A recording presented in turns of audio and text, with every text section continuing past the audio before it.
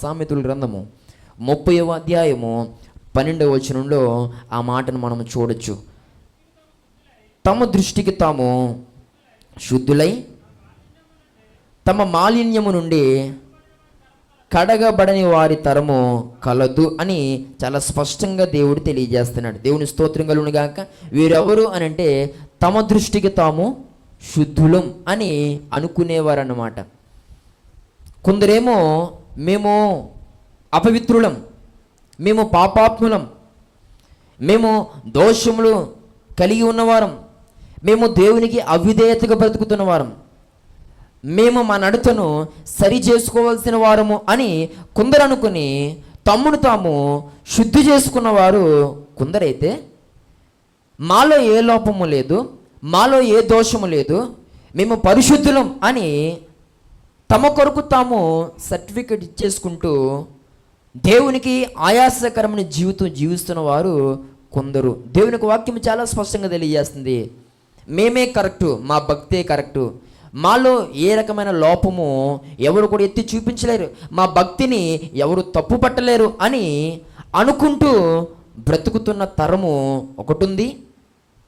కొందరేమో తాము అపవిత్రులమని గుర్తించి గమనించి తమ్మును శుద్ధి చేసుకున్న వారి తరము ఒకటి ఉంది. దేవుని స్తోత్రం కలుగును గాక. ఈరోజు నేను అడుగుతున్న ప్రశ్న ఏంటంటే, నీవు ఏ తరానికి చెందినవాడు, నీవు ఏ తరానికి చెందిన దానవు అంటే నీవు శుద్ధినిగా చేసుకునేటువంటి తరానికి నీవు పోల్చబడుతున్నావా, లేక మన కోసం మనమే శుద్ధులం అని అనుకుంటూ బ్రతికేసేటువంటి ఆ తరముకు మనం సంబంధించిన వారమా అనేది ఒకసారి ఆలోచించేద్దాం. ఈ ప్రత్యేకమైన సమయంలో దేవునికి వాక్యము తెలియజేస్తూ ఉంది. ఈరోజు నీవు ఏ టైపు, ఎలాంటి అనుభవాన్ని మనం కలిగి దేవుళ్ళ ముందు కొనసాగుతున్నాం. దేవునికి వాక్యం అయితే సెలవిస్తూ ఉంది, ఈ భూమి మీద పిల్లరా నీతిమంతులైనటువంటి వారు ఎవ్వరూ లేరు పిల్లరా. ప్రతి ఒక్కరిలో ఏదో ఒక లోపము చాలా స్పష్టంగా కనబడుతుంది. ప్రతి ఒక్కరిలో ఏదో ఒక దుష్ట తలంపు కనబడుతూ ఉంది. ప్రతి ఒక్కరిలో ఈ లోకానుసారమైన ఆలోచన కావచ్చు, ఈ లోకానుసారమైన ఏదో ఒక క్రియ కావచ్చు, ప్రతి ఒక్కరిలో చాలా స్పష్టంగా కనబడుతూనే ఉంది. ఈ ప్రత్యేకమైన సమయంలో ఈయన మాట్లాడుతున్న ప్రియ సహోదరి సహోదరుడా, అయితే దేవుడు తెలియజేస్తున్నాడు, నీ లోపము నీకు అర్థమైతే, నీ బలహీనత ఏంటో నీకు అర్థమైతే, నీ యొక్క తప్పేంటో నీకు అర్థమైతే సరి చేసుకునేటువంటి అనుభవాన్ని కలిగి ఉన్నావా, లేదా ఇది తప్పు కాదు అనుకునేటువంటి అనుభవంతో నీవు ఉన్నావా అనేది ఒకసారి ఆలోచించేయాలి. ఇక్కడ తప్పును సరి చేసుకునేవారు ఎలా బ్రతుకుతారు అని అంటే వారి జీవితాలు ప్రకాశమానముగా ఉంటాయి. అంటే తమ్మును తాము శుద్ధి చేసుకునేటువంటి వారు ఎలాగూ జీవిస్తారని దేవుని ఒక వాక్యము తెలియజేస్తుందంటే వారి జీవితాలు ప్రకాశమానముగా ఉంటాయి. అంటే వారి జీవితాలు వెలుగుతో నింపబడి ఉంటాయి. వారి పిల్లరా ఒక ఉన్నతమైన స్థితిలో ఖచ్చితంగా ఉంటారు.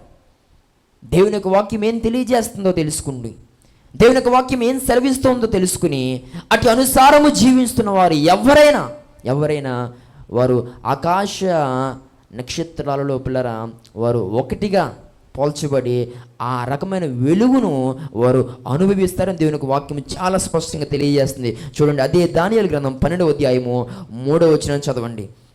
బుద్ధిమంతులైతే ఆకాశ మండలములోని జ్యోతులను పోలిన వారై ప్రకాశించుదురు, నీతి మార్గము అనుసరించి నడుచుకున్నట్లు ఎవరు అనేకులను త్రిప్పుదురో వారు నక్షత్రము వలె నిరంతరమును ప్రకాశించెదరు. దేవుని స్తోత్రం కలుగును గాక. ఇక్కడ దేవుని యొక్క వాక్యము సెలవిస్తున్న మాట ఏంటంటే, ఎవరైతే బుద్ధిమంతులై దేవుని యొక్క వాక్య ప్రకారంగా నీతి మార్గములో ఎందరైతే నడుచుకోవడానికి, ఆ నీతిని అనుసరించడానికి ఎందరు ఇష్టపడతారో వారి జీవితాలు ఎలా ఉంటాయి, ఆకాశ నక్షత్రాలుగా ఉంటాయి. అంటే వారు ఎప్పుడు కూడా వెలుగుతూనే ఉంటారు. అంటే నేను ఎందుకు ఈ విషయాన్ని చెప్తున్నానంటే, నీవు బుద్ధిమంతుడు అయితే, నీవు బుద్ధిమంతురాలు అయితే, నీవు నీతి మార్గమును అనుసరిస్తున్న వ్యక్తి అయితే, నీవు నీతి మార్గములో నడిచి వెళ్తున్నటువంటి వ్యక్తి అయితే ఖచ్చితంగా నీ జీవితము ప్రకాశమానముగా ఉంటుంది, అనేకులకు వెలుగునిచ్చేదిగా ఉంటుంది. అటు దీవెన నువ్వు ఖచ్చితంగా చూడగలుగుతావు. లేదా నేటి దినాన నాలో ఏ లోపం ఉందని, నాలో ఏ తప్పు ఉంది, నేను సరి చేసుకోవాల్సిన ఏమున్నాయి, నేనంతా బాగానే ఉన్నా కదా, నా ప్రార్థన బాగానే ఉంది కదా, నా భక్తి బాగానే ఉంది కదా అని ఎప్పుడైతే మనం అనుకుని సరి చేసుకోవాల్సింది ఏది లేదు అని నీ దృష్టికి నీవే శుద్ధుడుగా శుద్ధురాలుగా నువ్వు అనుకుంటే ఖచ్చితంగా అది వాక్యక్రమము కాదు. నువ్వు అనుకున్నంత నీవు కరెక్ట్ అయితే కాదు. దేవుని స్తోత్రం కలుగునుగాక. ఈ మాట్లాడుతున్న ప్రియ సహోదరి సహోదరుడా, చాలా సమయాల్లో పిల్లరా మనము దేవుని యొక్క సన్నిధిలో జరిగిస్తున్న వాటిని బట్టి మనం అనుకుంటాం, నాలా ఎవరు చేస్తున్నారు, నేను చేసినట్టయినా ఎవరైనా చేస్తున్నారా అని మనం అనుకుంటాం. ఎప్పుడు అని అంటే మనలా కూడా చేయని వారు ఎవరైతే ఉన్నారో వారిని చూసి వారితో పోల్చుకుని మనం చేస్తున్నది మనము గొప్పగా భావిస్తాం. నాలకు కూడా వాళ్ళు చేస్తున్నారా, నాలాగైనా వాళ్ళకి పాఠం వచ్చా, నాలాగైనా వారికి వాక్యం చదవడం వచ్చా అంటే నీలా కూడా చేయని వారు ఎవరైతే ఉన్నారో వారిని చూసినంత కాలం నీ విధానమే నీకు కరెక్ట్ అని అనిపిస్తుంది.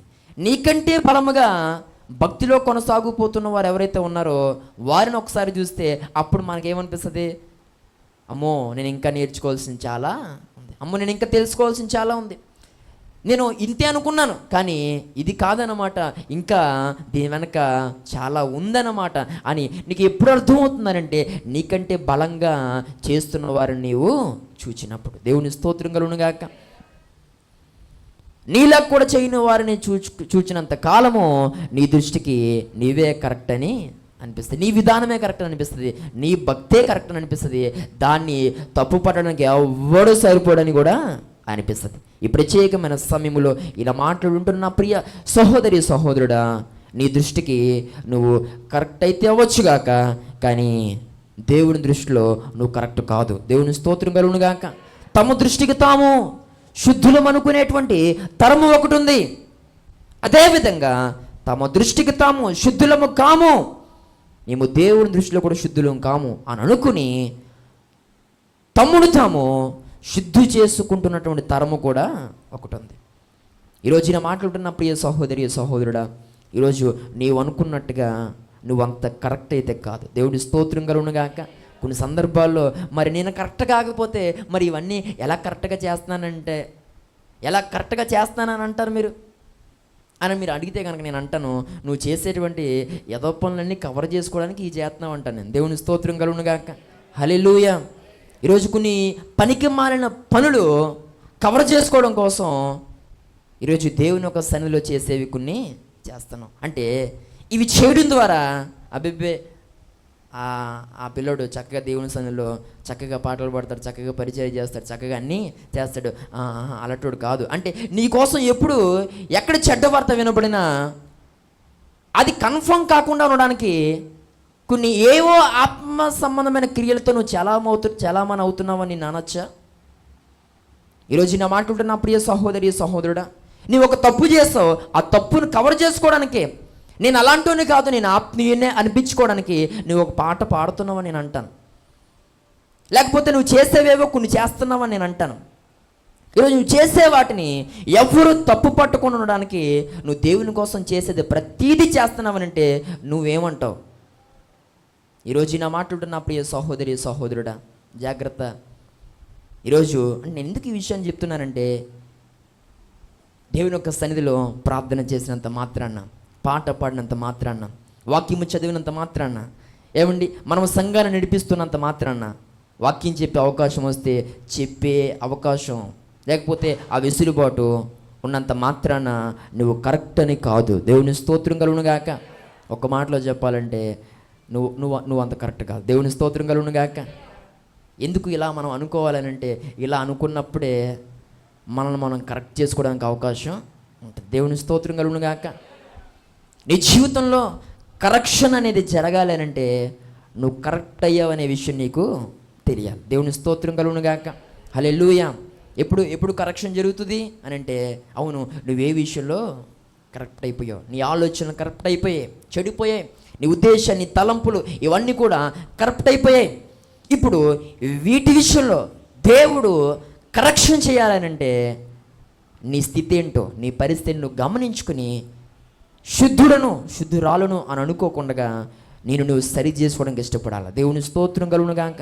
హల్లెలూయా. నా మాటలు అర్థమవుతున్నాయా? వినండి పిల్లరా,